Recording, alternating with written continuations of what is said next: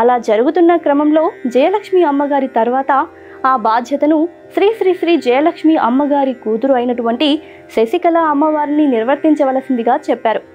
జీవ సమాధి తరువాత ఆ బాధ్యతను శ్రీ శశికళ అమ్మగారు చక్కగా నిర్వహించేవారు.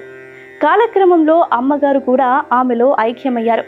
గర్భాలయం వెనుక భాగమున కోరిక కోరుకొని ₹1 కాయిన్ తీసుకొని అతుకు పెడతారు.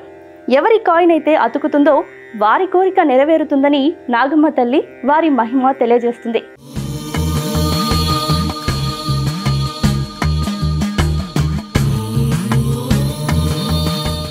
మన పూర్వీకులు కొందరు తెలుసో తెలియకో పాము పుట్టలను తొలగించటం, పాములను చంపటం, బాధించడం మరియు వాటి మీదుగా వాహనాలు పోనివ్వడం మున్నగు దుష్కార్యముల వల్ల నాగదోషాలకు గురవుతారు.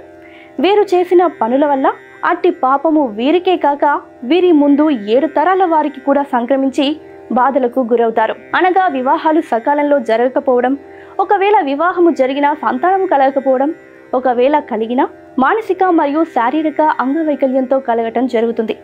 ఈ అన్ని బాధలకు నివారణ నాగప్రతిష్ఠయే మార్గమని అమ్మ సూచించేది.